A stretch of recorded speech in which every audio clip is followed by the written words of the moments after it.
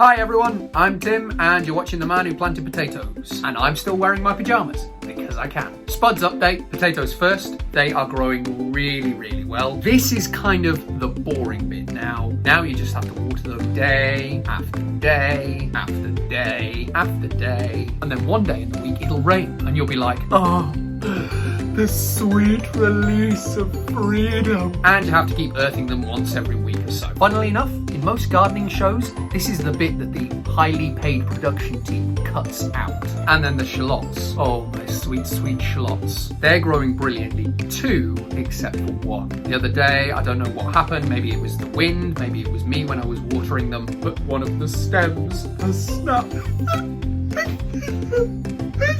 Why, God? It was so young. The world is a cruel place. Honestly though, I think it will still be fine. It just needs a bit of time to regrow. The stem hasn't actually snapped all the way off, so maybe it'll repair. I don't know. Do shallots repair? And then let's move on to the beans. Now I know I haven't planted the beans yet, but something happened with the barrel planter, and I think this is important. The barrel planter's been sat out in the sun, which I didn't think would be a problem, until the other day when one of the big iron bands, which is holding all the planks together, slid off the planter. This was a little bit stressful, not gonna lie. And we wondered if maybe because the barrel planter sat in the sun that was drying it out, and so the wood was shrinking. So I've moved it into a slightly shadier spot over by the potatoes and the shallots. I've also watered it and filled it with soil. And hopefully that'll mean that the wood expands because it's got water in it now, but also is pushed outward, and that will hopefully create tension which will keep the barrel planter together. Does anyone have any advice? Has anyone come across this problem before? Meanwhile, I got talking to my friend at work who apparently studied agriculture at college. Now just briefly, when I'm coming up with the ideas for these videos, I have a very creative process which goes something like this. And eventually this happens. That's perfect. But this week, while I was talking to my friend at work, I mentioned that I was doing a blog about potatoes. He was like, oh wow, yeah, that's brilliant. And I was like, yeah, but I've kind of planted the potatoes now and don't have a lot to talk about for the next 12 weeks. And he was like, oh, but there's so much to talk about. There's so much brilliant stuff. You can talk about compost. You can talk about what to do with them. And I was like, yeah, but that's the thing. What do you actually do with a potato other than eat it? And then I was like, oh. So, ladies and gentlemen, may I present to you the top 10 things to do with a potato. Number 1, grow them and make a video blog about them. What a stupid idea. Number 2, dress them up and create a miniature theatre using them. Now, that probably sounds like a very weird idea, because it is. But the original Mr. Potato Head toys? Yep, they had a real potato at the centre of them. Seriously, look this up. It was a thing. It was a real thing that real people thought would be a good idea. Number 3, removing light bulbs. So let's say you've smashed a light bulb. Somehow, you've got to get the broken filament out of the light without cutting your hands to ribbons. Answer, you get a potato, chop it in half, you stick it on the spiky bits of the glass, then you twist and unscrew the light bulb with it. Number 4, batteries. If you have the following: pennies, zinc-plated nails and screws, copper wire, and of course good old-fashioned potatoes, you can make a battery. I'm sure we all might have seen these in science projects, yeah? We've all heard of a clockwork orange, right? Why not a clockwork potato?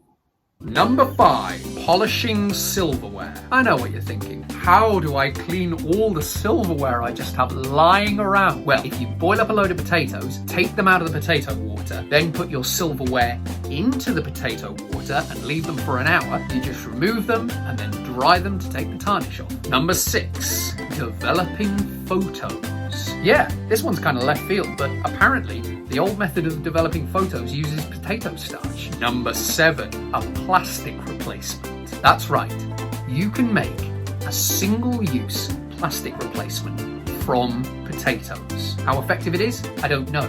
Number 8, growing roses. Now, this is one for you gardeners out there. I mean, like actual gardeners who might know what they're doing, unlike me. If you insert rose cuttings into a potato, all the nutrients in the potato will help sustain the rose cuttings and give them a better chance of survival. Number 9, mailing them to a friend. Yeah guys, I'm not making this up. There is a website called MailSpud where you can send a potato with a special message to your loved ones. Look it up. Number 10, holding stuff. Maybe while you were making your ridiculous video blog about potatoes, I mean, just hypothetically, you realised that you had left your tripod that you bought solely for things like this in London. How are you going to position your phone? How are you going to set it all up? How are you going to make sure that the picture stays the same way for the whole video? Simple.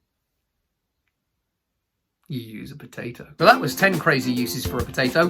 What have you guys used potatoes for? Nothing sexual, please. At all. Okay, let's do the thank yous. On Facebook, thank you to Lauren. Thank you so much for liking my page, Lauren. And thank you to Tom or Todd. He's a friend of mine. Thank you so much, mate. On Instagram, thank you to Innovate Pianist, Giselle, Rob the Voice, 71 Not, original covers by James, Les Gourmandises de Deluxe, Obanel Jalia, Jonanov Sohibnaza, Elisabetta, and Zaza Chikala. Thank you all so much for following me on Instagram. I will post more on Instagram, I promise. Thank you also to Nelly for subscribing on YouTube and for your comment. You should try raspberries. Super easy, can grow up a fence or similar and produce loads of fruit year after year.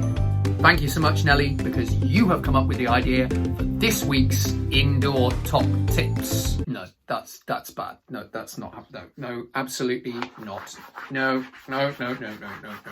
Try a new one next week. But let's talk about raspberries. Now, if anyone's watched the film Ratatouille, the bit where the critic eats the meal and it takes him back through his memories to his childhood eating the same thing. This comment from Nelly kind of had the same effect on me, because I can remember when I was little, going with my dad and my mum, and I think both my brothers as well, to a farm where they grew raspberries and blackberries and just picking them all afternoon, and then they got weighed, and then you had to pay for however much you picked, and then you could take it home. In hindsight, that was kind of a bit of a con by the farmer to get other people to do his work for him. But oh my God, as a small child, that was the best day out ever. And it's not just me. Loads of kids love planting and picking raspberries and blackberries and strawberries. I say planting and picking because if you're a parent and you plant these with your kids, you are the one who will be doing all the hard work and the watering over the coming months, and then they'll pick them and have loads of fun. But aside from that, raspberries are an amazing fruit to grow.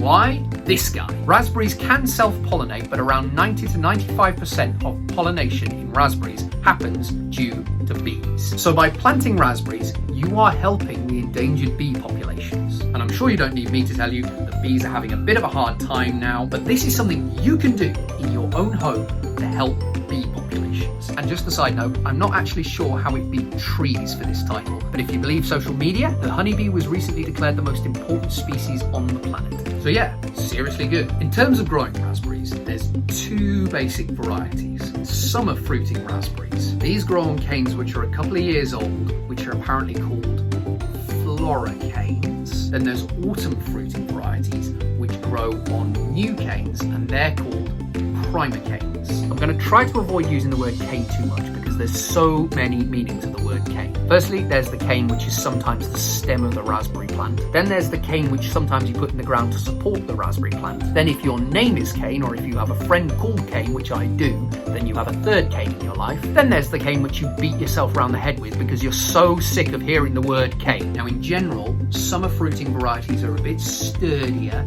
They need a little bit less care than autumn fruiting varieties. But here's the big thing. If you plant autumn fruiting varieties in the spring, you will get fruit that autumn. If you plant summer fruiting varieties in the spring, you won't get fruit that summer, you'll get fruit the next summer. So for my money, you should just plant autumn fruiting canes. But I am not an expert. This video is not research, okay? This is about sharing ideas. But here's the big question. Can you grow them indoors? And the short answer is yes, you can. They won't grow as big. You also need some specialist equipment, so you need pea gravel to put on the bottom of the container, and you also need a drainage tray to sit underneath your container. They need to be planted by a window. They get 6 to 10 hours of sunlight a day, apparently, and perhaps most importantly of all, you need to pollinate them by hand if they're indoors. Because obviously, the bees are not coming indoors to pollinate your raspberries. But yeah, you can grow raspberry plants in your tiny little flat. Or if you have a balcony, they really like to grow up a trellis or a